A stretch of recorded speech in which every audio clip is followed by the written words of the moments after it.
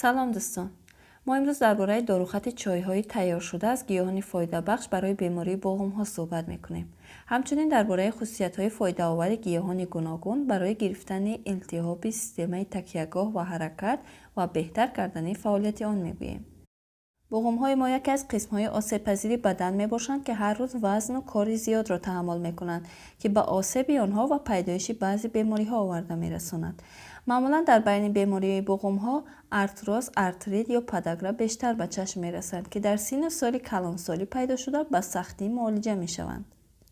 برای نگاه داشتن سلامتی بقم‌ها و کم کردن علائم دردناک آنها می‌توانید از گیاهان فایده بخش چای‌های طبابتی تیار کنید که بافته تقایق‌ها و بافته‌های گرد بقم‌ها را برقرار می‌کند. هم در آغاز بیماری و هم در آخر آن می‌توان از این گیاهان استفاده کرد.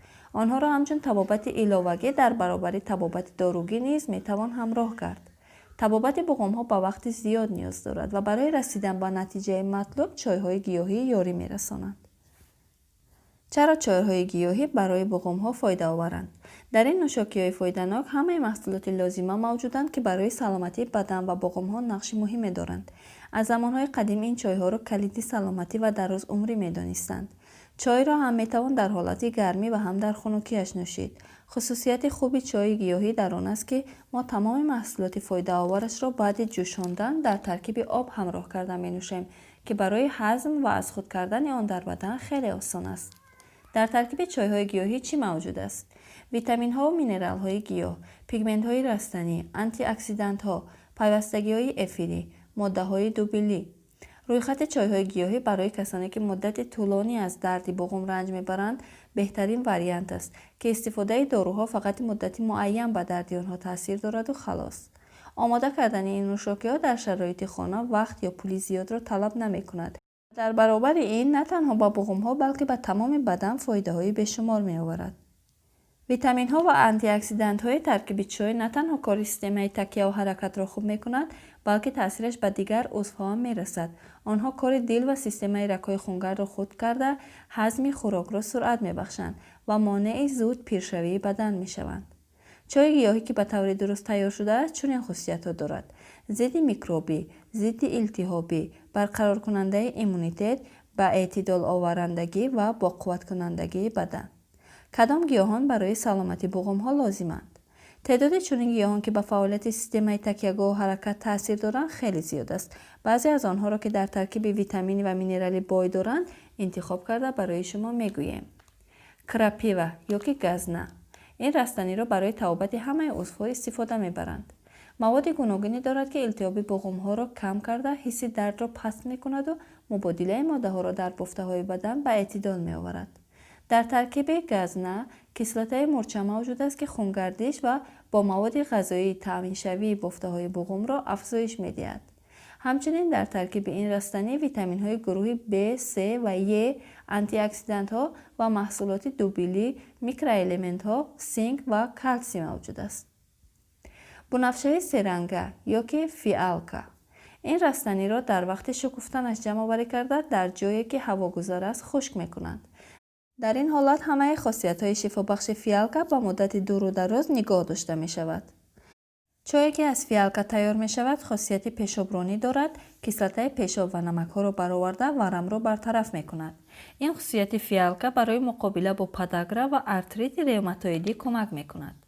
همچنین این رستنی را هنگام زکام، دمیش شکم و سوزش پوست استفاده می‌برند. برگ‌های درخت توس یا که بریزووا. خصوصیت اساسی طبابتی برگ‌های درخت توس برآوردن زهرها و ماده‌های نالازم از بدن و خاصیت ضد التهابی و پیشابرانی آن است. در ترکیب این رستنی روغن افیر و ویتامین‌ها موجود است که همه اینها برای سلامتی بدن و طبابت سیستم تکیه‌گاه و حرکت لازم است. پوست درخت بلوط یا کری دوبا. در ترکیب پوست درخت بلوط محصولات دوبلی و آنتی اکسیدانت‌ها موجود است که خصوصیت بلند ضد التهابی دارند. آنها بهبودیابی بافته‌های آسیب دیده را سرعت بخشیده آنها را از ویرانشوی نگاه می‌دارند. این خصوصیت هنگام بیماری ارتروز فایده‌ناک است چون که در این بیماری ساخت بافته‌های تقایقی آسیب می‌بیند.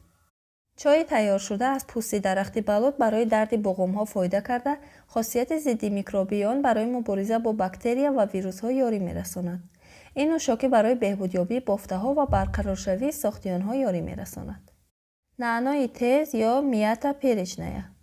این رستنی را برای تبابت ارتریت و دیگر بیماری‌ها خیلی وسیع استفاده می‌برند. خاصیت ضد التهابی و بدردکنی دارد و بیشتر در بیماری ارتراز نتیجه دلخواه داده است. در ترکیب این رستنی روغن افیر، کسلت‌های ارگانیکی، میکروالمنت‌ها، مرگنز و میاد موجود است. با برکت این ماده‌ها میاتا خصوصیت برقرارکنی بافته‌های تقویتی را دارد که در وقت این بیماری ویران می‌شود. این رستنی ارزان کمک می‌کند که درد کم شود. داروخط تیار کردن چای از گیاهان برای بیماری بقم‌ها. بیشتر از همه در وقت بیماری بقم‌ها آدم را درد آن بقرار می‌سازد. بیشتر آدمان تیارند که ورم پای مشکلی در حرکت آن را تحمل کنند، اما درد آنها را مجبور می‌کند که به بیمارخانه و داروخانه مراجعت کنند. باید بدانیم که کدام رستنی‌ها برای این دردها فایده دارند و کدامش بی‌فایده اند. ما چند نمونه داروخط تیار کردن چای از گیاهان را به شما میگوییم که برای بیماری‌های سیستم تکیه‌گاه و حرکت فایده آورند. چای برای ارتراز. ارتراز این بیماری مزمن است که به ویرانشوی ساخت بافته‌های تقویتی بقم‌ها آورده می‌رساند. علائم اساسی آن درد در وقت کار جسمانی زیاد و ورم بقم‌هاست. بیشتر از همه بقم‌های زانو و ران و کاس پای از این بیماری آسیب می‌بینند، چون که آنها در طول زندگی بار وزنی زیادی را تحمل می‌کنند. برای آنکه خونگردش و مبادله ماده را در بقم‌ها بهتر کنیم، این چای را تیار می‌کنیم. 2 قاشق میده کراپی و 3 قاشق میده فیالک سرنگا و 3 قاشق میده برگ‌های بریوزا را یکجا می‌کنیم. با این گیاهان نیم لیتر آب جوش آمده می‌ریزیم، سپس محلول حاصل شده را نیم ساعت می‌گذاریم تا دم گیرد. بعد به جای چای عادی این نوشاکی را دائمی می‌نوشیم. یک داروخط دیگر این محلول تیار شده از کراپی و یا گزنه میباشد. برای تیار کردن این محلول به مقدار برابر برگ‌های گزنه، پتروشکا، بوزینه و پوست درخت بلوط را یکجا کنید. سپس از این برگ‌های یکجا شده 2 قاشق کلان گرفته با نیم لیتر آب جوش همراه کنید. میتوان این کار را در یک چاینک عادی یا در ترموس انجام داد. آن را نیم ساعت میگذاریم تا دم گیرد و صبح و شام از این چای فایده‌ناک مینوشیم. برای داروخط نوبتی مقداری برابری نعنای تیز، فنخل، گزنه، چبرس، رمشکا و زویربای را یکجا میکنیم. سپس از این گیاهان 3 قاشق را گرفته با بالایش نیم لیتر آب جوش میریزیم. نیم ساعت دم داده 2 بار در روز 200 میلی لیتری همچون چای عادی مینوشیم.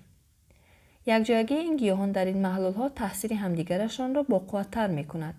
می توانید آن را در بیماری بقم یا برای پیشگیری بیماری به جای چای سیاه یا چای کبود دائمی بنوشید.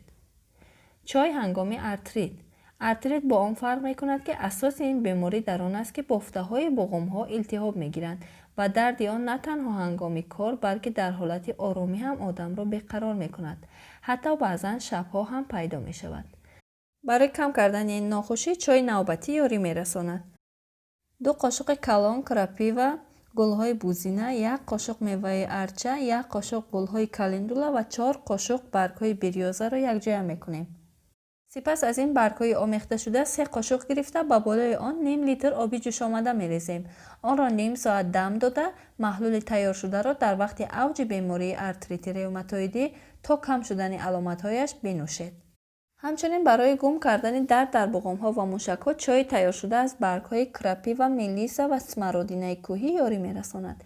این رستنی‌ها را با مقداری برابر همراه کرده با 1 قاشق آن 1 استکان آب جوش اضافه کرده می‌نوشیم که درد در بقم‌ها را برطرف می‌کند. چای هنگامی پداگرا. پداگرا بیماری است که مبادله ماده‌ها در آن ویران می‌شود. در نتیجه این بیماری کسلت پیشاب زیاد حاصل شده، نمک آن در عضوهای درونی و در بقم‌ها جمع می‌شود. این نمک‌ها بافته‌های ملایم را ویران کرده باعث درد، ورم و التهاب بقم‌ها می‌شوند. هنگام پداگرا باید قطعاً پرهیز را رعایت کنند و نوشاکی‌های اسپریتی را استعمال نکنند. چای رستنی بر رفع بیماری تاثیر می‌رساند. برای تیار کردن آن رمشکا، لیپا و زویربای را با مقدار برابر یکجا کرده 3 قاشق از این برگ‌ها را گرفته با نیم لیتر آب جوش آمده می‌اندازیم و 20-30 دقیقه می‌گذاریم تا دم گیرد. سپس آن را صبح و شام 200 میلی لیتری می‌نوشیم. این رستنی‌ها خاصیت پیشابرانی داشته برآوردن مایع زیاد و نمک را از بدن آسان می‌کنند. هنگام پاداگرا ایوان چای یا که چای تیار شده از شکوفه‌های سیلی هم فایده‌ناک است.